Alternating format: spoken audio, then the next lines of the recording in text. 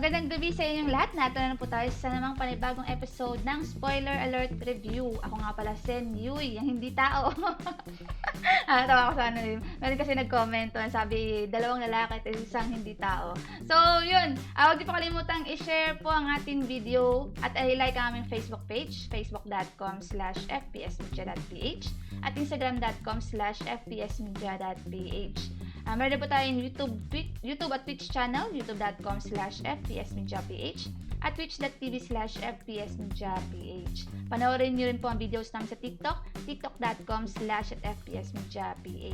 Dali rin po kayo sa aming website sa www.fpsmediaph.com. So, ngayong gabi kasama pa rin po natin sina Kuya Yeri at Gama para pag-usapan ang ika-8 episode ng Maria Clara at Ibarra. So, yun, magandang gabi. So, may mga intense scene dito. Magandang gabi, Ginoo. Magandang gabi, di tao. Di tao. Ha? Banayad na gabi. Banayad whiskey. Ay, ba pala yun? So, ngayon, nasa biyahe na sila papuntang San Diego. At kahapon, nabitin tayo doon sa away ni Fidel at ni Clay. And, ito, maganda yung dynamics ng tatlo. Na tingin ko itong si Fidel sidekick na ni Ibarra na lagi niya makakasama, pero wala to sa book. Wala sa book. And si Clay ay ayun na nga, utusan na nga ni Ibarra. And wala din naman sa book. Kaya meron din talagang tendency na yung dalawa pwedeng sila na lang. Oo, sila na lang. Kasi di ba, nag-umpisa na, nag-away na ito na naman ito nag-start na yung tadhana nilang dalawa. Bangayan. So, nag-umpisa muli yung saan nag-umpisa asang part. Doon sa nag-aaway si Fidel tsaka si Clay. Dahil may magkaiba silang perspective. Itong si Fidel ay perspective ng mga mayayaman at mga may negosyo. At ito naman si Clay is perspective ng mga trabahador, mga blue collar ba tawag? Blue blue collar, yes. And maganda yung mga sinasabi nila kasi based din naman dun sa experience sa real world ni Clay sa present day, ganun pa rin yung sa palakad. At dinedefend naman ni Fidel yung point of view ng mga mayaman daw. Tsaka may napansin ako kay Fidel. Parang based on experience, parang personal. Binanggit niya yung tungkol sa mayaman na may-ari ng mga negosyo na parang may nangyaring masama habang tumutulong sa iba or Parang ganun yung vibe. Parang may ganung parang may base sa experience niya kaya ganun napaka-emotional ng dialogue niya nung panahon sa part na yun Tapos si Clay di nagustuhan na na siya ay pinaratangan na prosti. Yes, na tawag din mujer libre yan. Naintindihan niya yun Naintindihan na niya sa wakas yun. Ibig sabihin na. Kasi yun din yung tawag doon kay kay kay Lucia Lucia. Na nakulungan tapos pinalaya niya the previous episode. So, kumbaga, alam niya kung ano yung repercussion ng ganung statement na ikaw ay sasabihan na gano'n. At sa pagkapalitan nila ng dialogue ng masakit na salita, muntik na sampalin niya. Hindi, nasampal niya. Hindi, akmang sasampalin na niya si Clay, kaso napigilan ni Ibarra, tapos si Clay biglang sumingit sampal. Oo. So, nasampal niya. Kulay green yung natin, soft drinks. Kasi hindi nakikita Hindi po sponsored. Hindi kulay green yan, nakikita. Hindi ba kulay green to? Tubig lang pala to. So, yun nga, saan na ba tayo? yung sampalan. So, muntik na siyang masapak ni Fidel. Dahil naiinis na rin talaga si Fidel na ganun. Siyempre si Clay, siyempre si Ibarra, pinigilan si Fidel kasi babae si Clay. Medyo mahirap dito si Fidel, mahirap siya mapamahal sa viewers. Kasi nga may intense yung pero pwede kasi sa mga K-drama ganyan ayaw sa isa't isa sa una, tapos biglang sa dulo, di ba? Pero mali natin, baka may, dahil nga hindi naman siya original na character sa, No Limit to Hungry, baka magkaroon ng character development. Yes, so. Yes. Actually, iniisip ko baka dito, kahit pa paano, ipagtanggol niya siya eh. Pero wala pa, bitin pa eh. And then, yun na nga, nagpatuloy sila sa kanilang paglalakbay. Then, cut away naman tayo kay Maria Clara na Maghahanda na sila para sa paglalakbay nila sa San Diego. Kinukuha na nila yung mga gamit Pumunta ni na sa Maria Clara Bieterio. sa Bieterio. At nakausap niya ulit yung Victoria ba yun? Ang pangalan ng kaibigan niya? Na pinahanap niya yung manghuhula at sabi nga, bigo nga sila, di nila nakita si Clay. Tsaka bago yun, nakita na si Padre Salvi. Oo. Ang naman nun, dapat di na siya nakapagtitigan kay Padre Salvi. Pero nauna yung kay Padre Damaso dun. Pero yun, habang nasa Bieteria, nangganap yun, yung kay Padre Damaso. Pero itong nung nakita ni Padre Salvi si Maria Clara, nabighani. Nag-start yung maniac thoughts niya kay So, may pa siya Diyos ko po, bakit kayo gumawa ng napakagandang dilag? Kasalanan ba ng Diyos?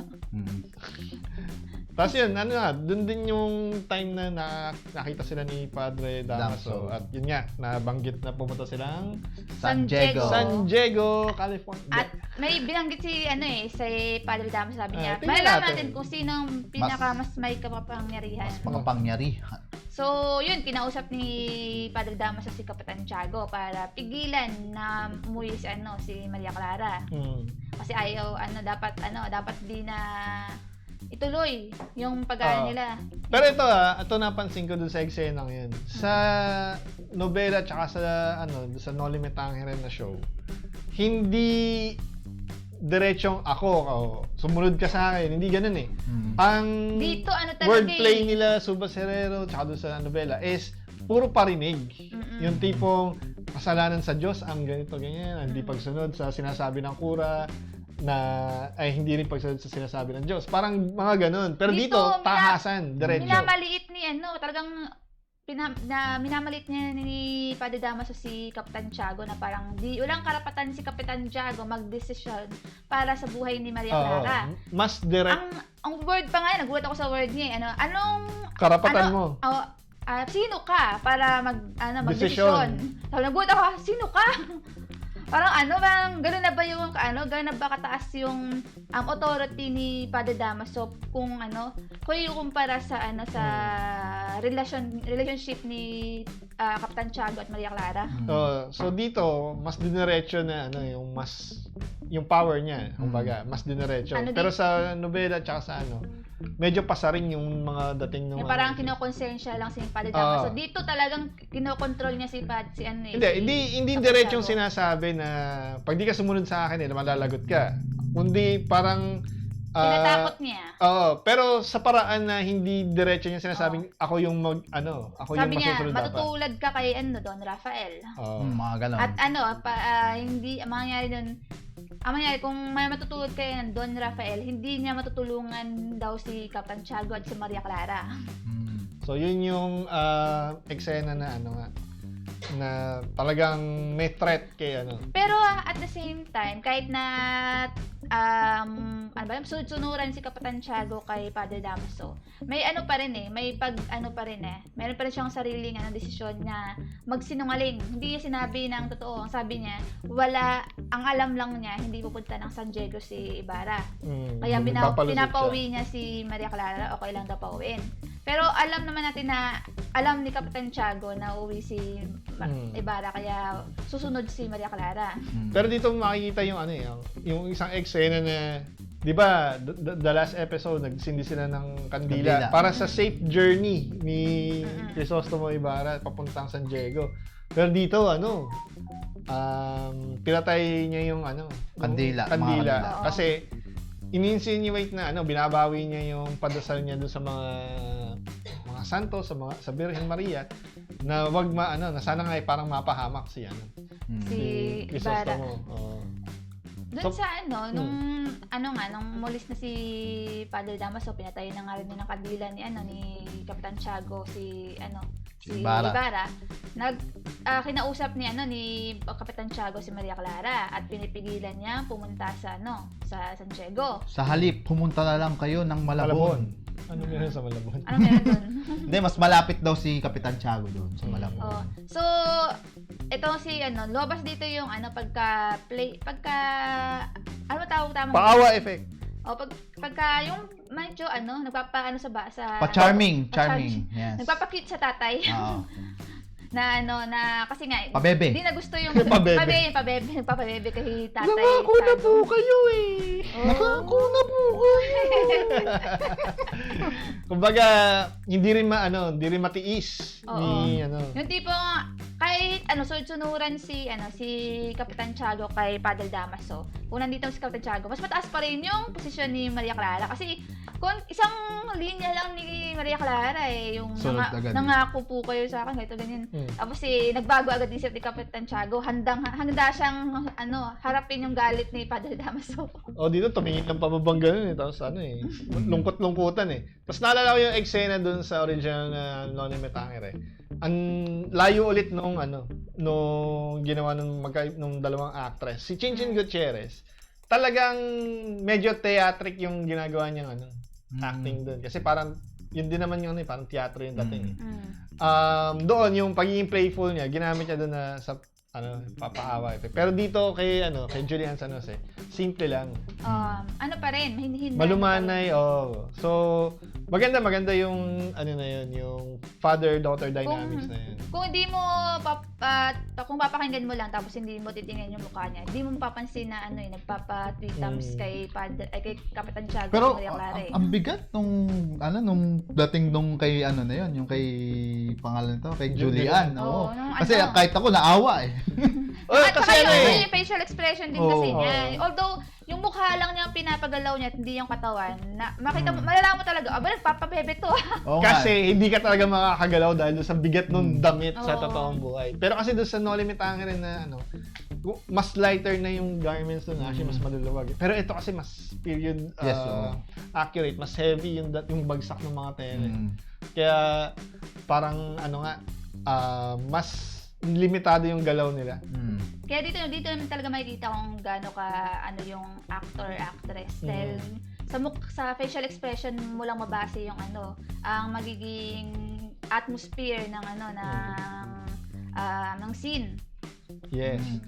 Then yun nga, tuloy naman tayo sa tatlong pauwi ng San Diego. Ginabi na nga sila. At babangayan pa rin yung dalawa. Oo. Kaya mas gusto ko tuloy yung dalawa, yung magkatoy si Fidel at si Fly kasi cute nilang tingnan. Sinasabi ni Fidel kasi dito na na papunta na raw tayo sa papasok na tayo sa lugar kung saan may maraming tulisan. Maraming tulisan. Yes, Tapos yun, nag-away na naman to sila. Nagpaparinigan sila paparinigan yung dalawa. Tapos si Ibarra sabi, kung meron ng tulisan, makakuha natin atensyon nila dahil napaka-ingay yung dalawa. Parang kukurutin ba o hahampasin pa ni Clay yung yung kotsero nila Hinampas niya, nabot niya yata Sir, sabi. Pero tingin ko nga parang baka ito na yung nila yung hidwaan nila ganyan. Baka ito na yung time din na magkakaroon sila ng ng common grounds. Kasi yun yung kailangan mangyari para may matutunan si Clay. Makita rin niya yung point of view sa iba't ibang lente. So baka ito rin yung makita niya point of view ni Fidel. And in return, dapat may matutunan ang kalakhan sa atin Syempre, maraming nanonood dahil viral nga tong Maria Clara at Ibarra. So dapat yung may mga sabi nga doon ni Dennis Trillo tama yung sinabi daw ni Clay na nasa kapangyarihan o nakakataas. Mga mayayaman. Hindi totally mayayaman kasi yung nakakataas Yun yung term na ginamit ni Clay.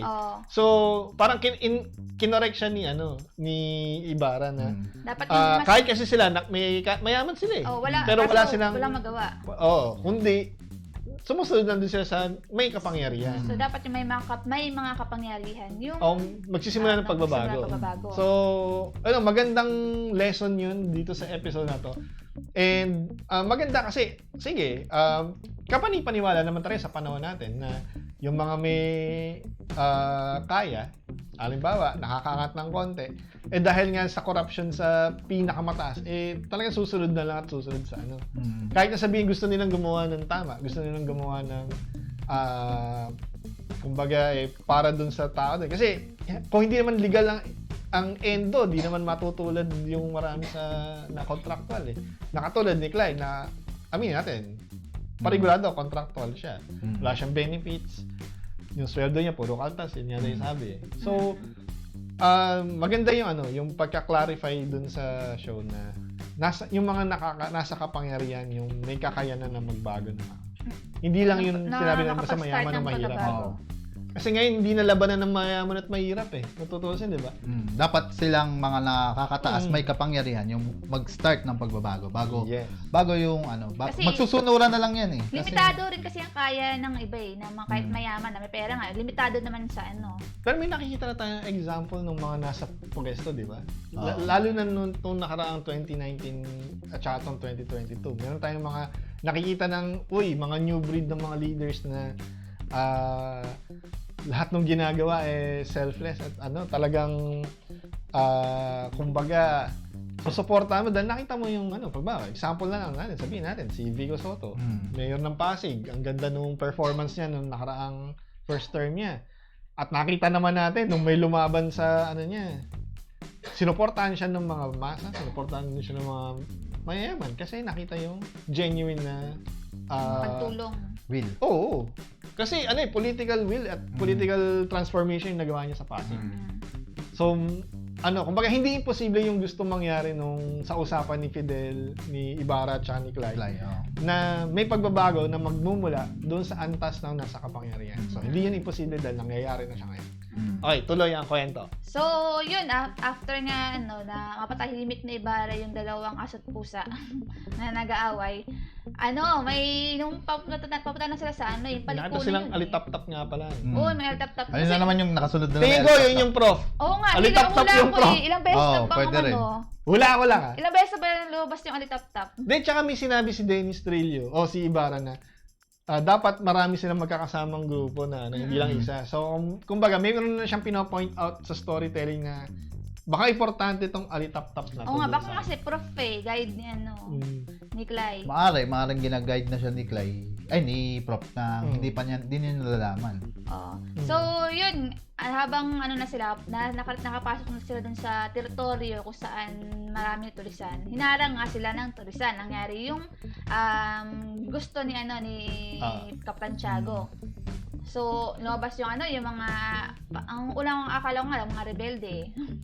Technically, iisa lang yun. Yung ibig sabihin ng tulisan at rebelde, iisa. At tulad nangyari kay Macario Sakay. Di ba? Revolutionary. Mga revolutionaryo yung umarang sa kanila. Hindi typical na na bandit. In short, NEPS. Yes. NPA. Parang ganun. Pero nakita ko dito yung dynamic kasi dun sa mismo mga sinasabing tulisan na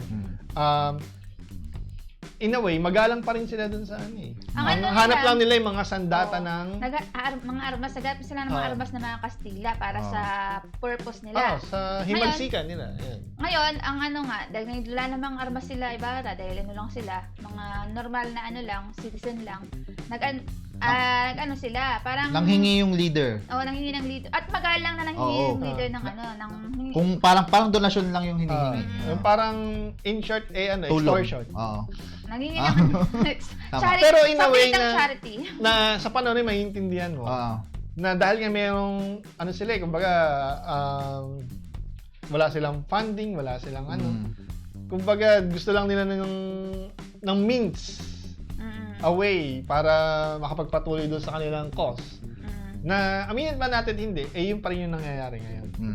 So yun, naawa nga si Ibarra, binigay niya isang buong pitaka niya, tapos nakuha rin yung kay Fidel. Ang problema, itong kumukuha ng pera, nilapitan si Clay at mga mamolestahin or nahawakan. Itong isang siraulo na to.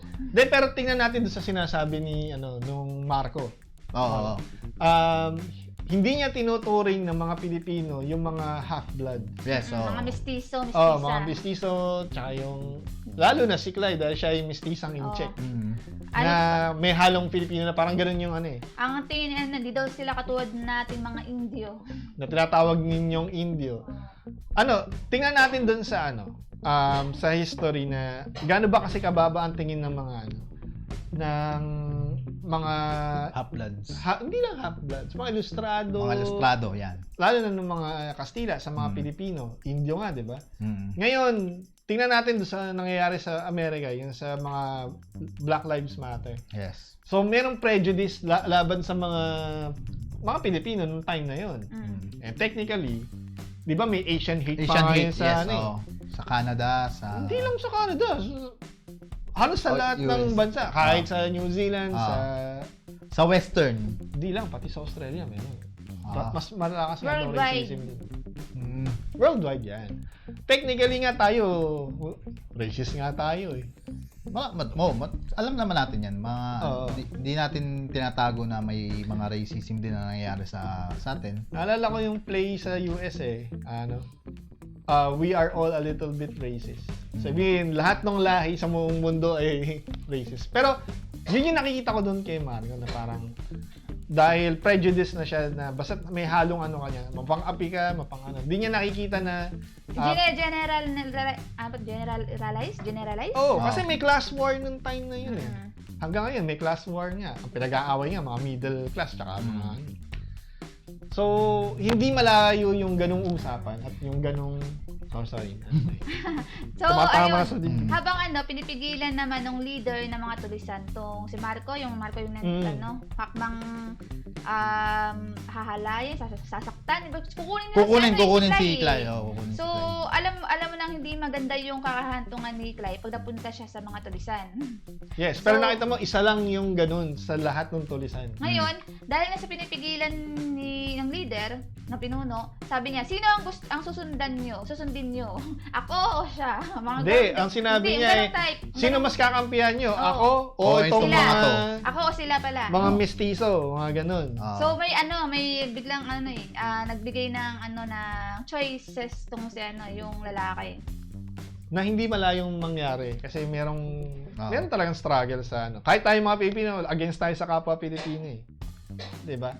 Hanggang ngayon. So ang daming issues na nire-raise dito, ang daming usapin na kailangan pag-usapan. So doon natapos yung kabanata 8 ng Maria Clara at Ibarra.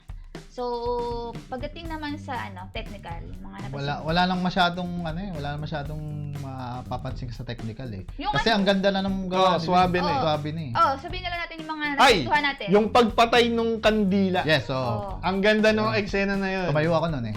Kasi, alam naman natin na artificially light yun. Pero merong 4 na kandila na yun yung supposed to be nagli-lit up ng room. Na unti-unti, isa-isang pinapatay. Sabay dun sa pag-dim ng ilaw hanggang sa yung rehas ng bintana na lang makikita mo sa mukha ni Kapitan Tiago. Na parang suggestive na siya yung nakakulong dun sa So, may parang symbolism yung yun eh. Ang ganda nung shot na yun. Kasi saktong-sakto yung timing. Di ko alam kung ilang takes. Siguro, naalala mo yung one shot natin nung horror shot? Inabot tayong 35 takes bago natin ma-perfect. Yung pa kaya. Kasi, 4 na ilaw. Sabihin natin merong 4 na operator na malabong mangyari. Dahil masikip yung lugar kahit set eh.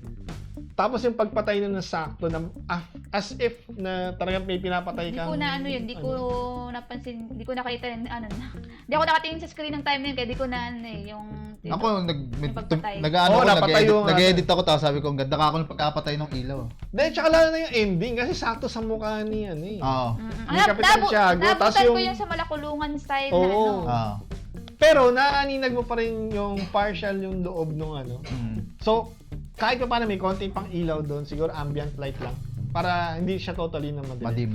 Pero, merong isang hindi harsh yung ilaw eh. So, ang dami siguro nitong diffuser na ginamit para lang magawa yung effect na yun. Kasi hindi siya sharp na masakit sa Napaka-subtle lang yun. Yung anino sa mukha. At makikita mo pa rin ng buong buo yung actor at ang galing nung eksena yun. Ano din, yung din sa yung sa lugar nila nila Ibarra. Yung doon, yung ambience ng sa gabi. Oo. Lalo na yung sa yung may usok na nagmukhang Fog na style niya, hindi na siya mukhang usok eh. Kasi gabi na eh. Tsaka malamig. Tsaka malamig. Tapos tatandaan natin, ang ilaw lang doon sa eksenang yun, supposed to be mga sulo. At yung nandoon sa kalesa na dalawang ilaw. Pero maaaninag mo pa rin yung mga characters. Ang daming taong doon eh. Plus yung yung acting nila tsaka facial expression na hindi magmumukhang fake yung lighting. Yes, So talaga, pinag-aralan tsaka napansin ko dito, binawasan ng konti yung depth of field. Siguro kasi nga, madilim na yung... Mag-aano yun. So ang ganda-ganda niya talagang tingnan. Tapos yung area, wala kang makikitang artificial doon na parang, nilagay lang tong mga halaman. Talagang actual na, siya. Outdoor talaga Outdoor. yung So ang galing nung nakahanap ng na yun. Lugar na yun. May napansin din ako sa sa sound, yung kay Fidel, yung ginagawang ingay ni Fidel. Yeah. Siya ba mismo naggumagawa nun?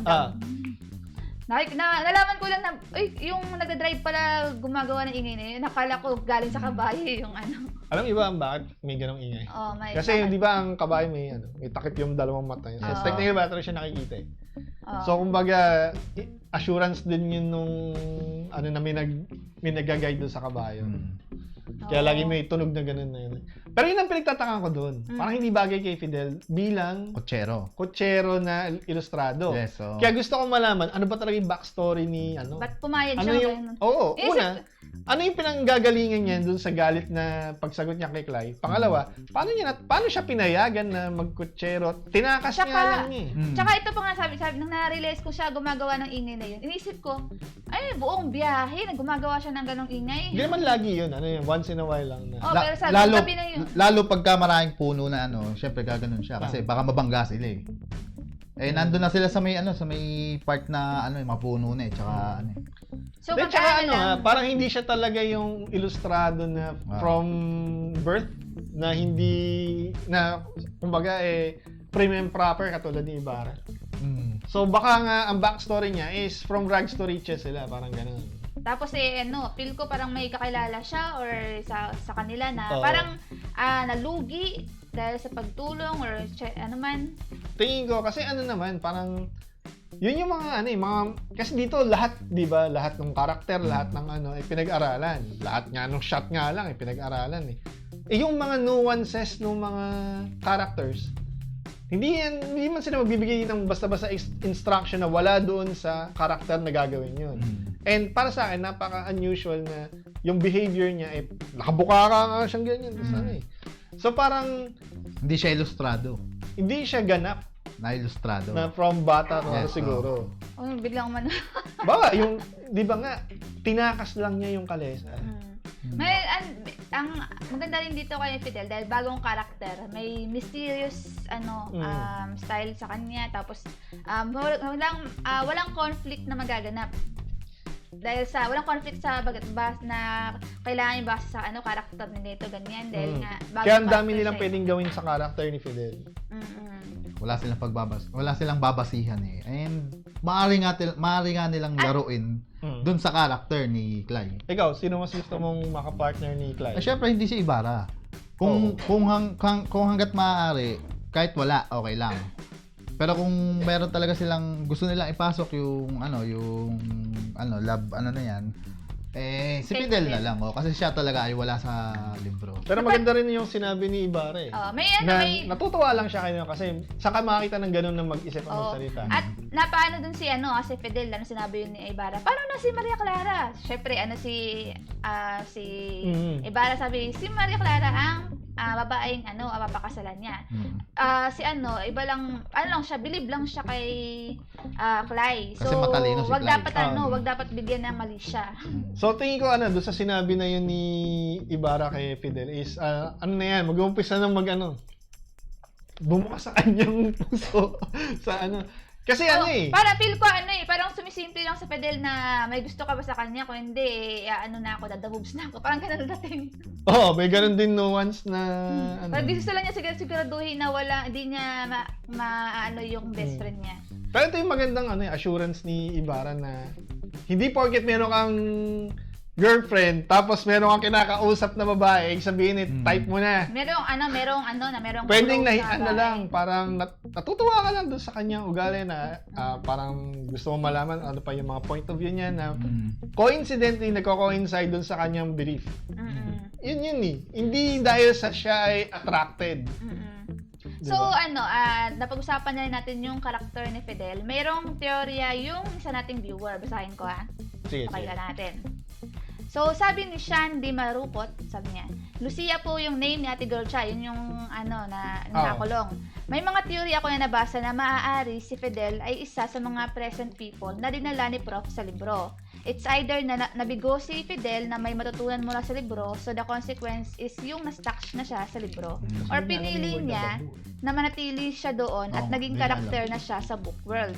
Pero magandang twist yun sakali, tapos may eksena na mababalik yung alaala ni Fidel at magtandem sila ni Clyde. Theory lang po yun. Sabi sa mga... yung theory na yan ay Jumanji style. Sabi sa mga... Si pangalan nun? Si Robin Williams. Si Robin Williams. Okay, so sabi sa mga kapuso source, hanggang February 2023 pa daw ang MCI.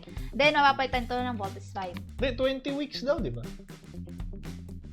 So, January. 2023. February 2023. October, November, December, January, February. Oo, February nga. Kasha 20 weeks. Kasya. So, yun ang ang kanyang theory. Pero sa theory na siya ay dating estudyante, yan yung una nating napagdanay. Pero meron kasi siyang sinabi doon sa second episode, yung hindi niya alam yung word na babu. Third episode pala.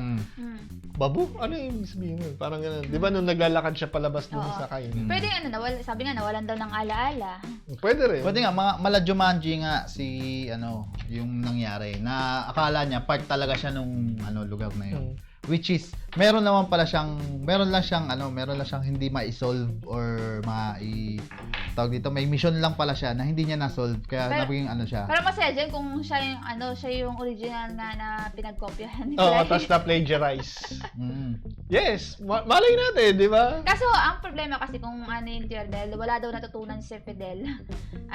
Baka may sinubukan niyang, may gusto siyang baguhin sa libro, sa mga naganap na event sa Knowledge Or yung tipong unang naisikay si Fidel. Tapos ginawa niya yung term paper, pinasa kay Prof. The next year, si Clyde naman yung naisikay doon sa book. Pero dahil same timeline, same sila ng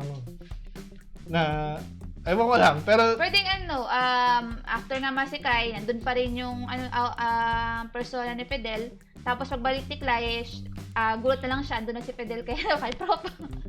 Pwedeng magkaiba lang ng Pwede. Magkaiba lang ng sabay. Ang daming ang dami pang kasi second week pa lang eh. Hanggang February pa to. Pero kayo ba ano ba mai-rate niyo sa episode na to? 4.6. Ako mga 4. Ay, maganda na yung mga technical ito, wala namang negative eh. Wala, So, swabe na yung viewing natin. Okay din yung siguro 4.9. Pero dito wala ako nakitang matte painting. Or mali lang ako. Hindi lang tayo siguro yung location wise. Hindi kasi gabi din. Pero kasi dati yung mga gabing shot, meron pa rin konting matte painting sila kasi nilalagay. Ilan lang location dito sa kwarto, yung kwarto para sala, na matawag doon sa para sala na yun. Tapos sa harap ng buteryo, sa loob ng buteryo, sa labas. Yun lang yung location. So walang bagong na pwedeng paglagyan ng matte painting. Hindi kasi ang usual na nilalagyan nilang matte painting is yung mga may liwanag. wide shots tas outdoor. Yes, outdoor na umaga. Hindi lang, meron din bang gabi? Meron nilagay sa gabi. Nung sa tayo Tama, naalala ko. Sa hapunan, di ba yung tatawid si Clyde doon sa kabilang side? Matte ko painting dulo nun eh. So, baka di ko lang naispatan. Kasi first viewing, minsan nakikita mo agad. Pero dito, kung talagang meron silang nilagay na matte painting, pwede ko napansin. Ang galing na naman. Magaling yung Kasi kumbaga, nakuha na nila yung ito yung mga kaya na blend. So, yun ang ating review sa ikawalong episode ng Maria Clara at Ibarra. Abangan niyo po yung mga yung kasunod na review natin pagdating sa ika-siyam na episode. So, maraming salamat po sa ating mga manonood.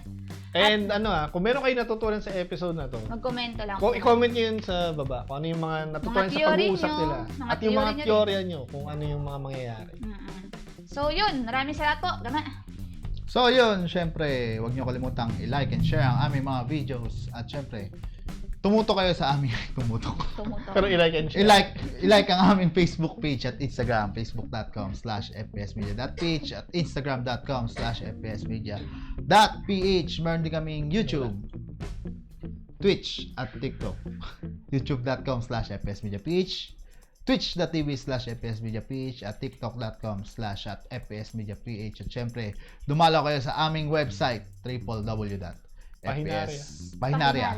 www.fpsmediaph.com. Yun. So, maraming salamat po sa ating mga manonood at lubos namin kinagagalak ng inyong patuloy na pagsubaybay. Char! Galing.